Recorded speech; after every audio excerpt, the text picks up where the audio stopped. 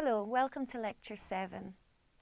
It's clear from the previous lecture that many have questioned whether English should be the sole language of education, even in EMI settings. In this lecture, I'll further examine the role of language in EMI and also further examine what incorporating a GELT perspective will look like. The question of whether the first language, the L1, should be used in the oral interaction or the written materials of second foreign language classrooms is probably the most fundamental question facing second language acquisition researchers, language teachers and policymakers in the second decade of the 21st century. However, EMI should ideologically be different. If English is merely the instructional language and the goal of EMI is content learning, then it would make sense that stakeholders of EMI should not be opposed to other languages in the classroom. After all, if the use of other languages, such as Learner's L1, facilitates content learning, then ideologically one might assume it should be used freely. The reality, however, is quite different. To the contrary, the use of L1 in EMI contexts is surrounded by debates similar to those in the use of the L1 in English language teaching. And code switching has emerged as a topic of research interest in EMI settings. And within more recently, debates on multilingualism in higher education and translanguaging in EMI. Many view that code switching is a natural behaviour where speakers make use of their multilingual repertoire, but it is seen as problematic by top-down monolingual policies that ignore the possibility of multilingual use. Others see code switching as being invaluable for pupils who struggle to understand difficult subject matter, whilst concurrently using a foreign language as the medium of instruction.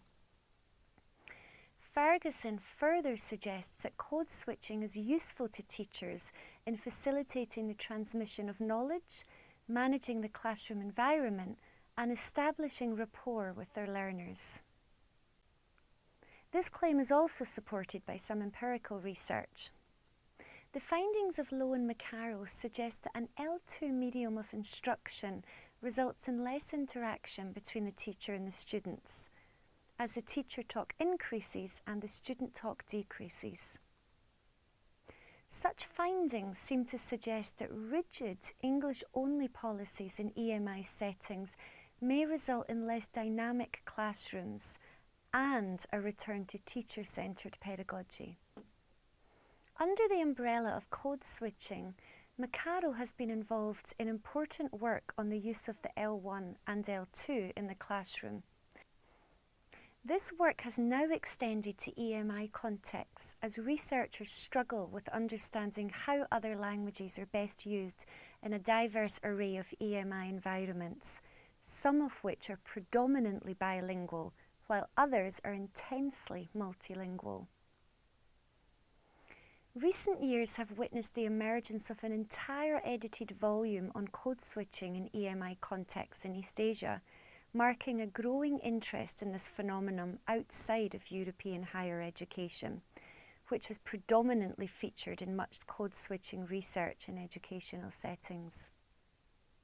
While code switching has received attention in EMI, other forms of fluid language use have received less attention, such as practices that could be broadly defined as translanguaging, although there has been a boost in translanguaging research recently, including an entire edited volume on translanguaging in higher education. Translanguaging is less concerned with an examination of the functions of each language in education, but is rather an examination of how both languages intersect in classroom practices. Translanguaging allows students and lecturers to move freely between languages without this process being explicitly linguistically signposted. Practices in some EMI contexts in Europe could be broadly categorised as being examples of translanguaging. It has been observed that language mixing in exams, for example, is permitted in Swedish EMI higher education programmes, although the extent to which both languages can be used in a single exam is unclear. This study also observed that lecturers were willing to accommodate and adapt to linguistic diversity in the classroom, particularly in terms of local language use in the EMI classroom. Also, in the Swedish context, there has been a description of parallel language use which represents a fluid acceptance of using languages that best meet students' needs and contexts. For example, the course material may be in English, but lectures can be delivered in Swedish, unless international students are present when the lecturer makes a switch. Such practices show a fluidity of language that is different to code switching. As many EMI programs have English language support programs associated with them, Global English's language teaching would seem highly relevant to these contexts, as both GELT and these open EMI contexts view language use as being fluid and challenge the boundaries between the languages themselves, encouraging flexibility and creativity.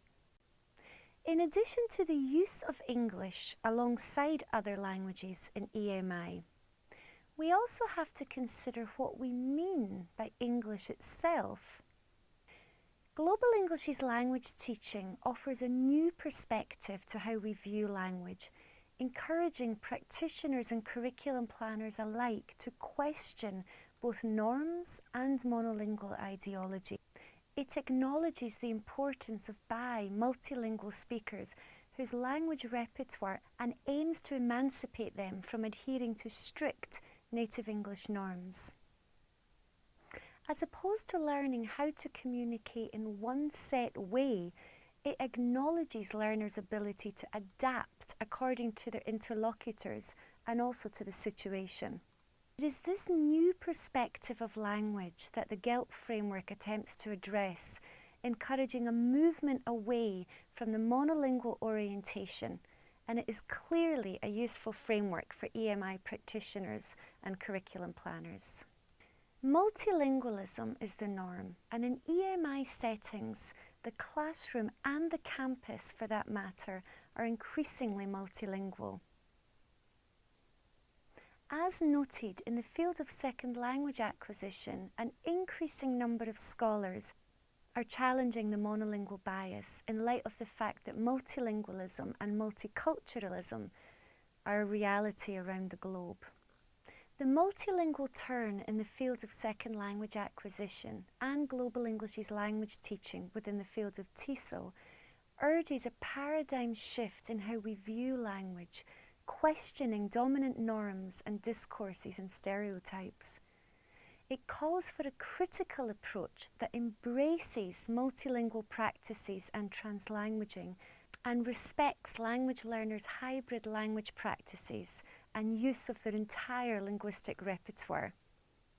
All of this has clear implications for how language competence is defined and taught, thus bringing us back full circle and forcing us to readdress what is meant by competence and proficiency in both TESOL and EMI.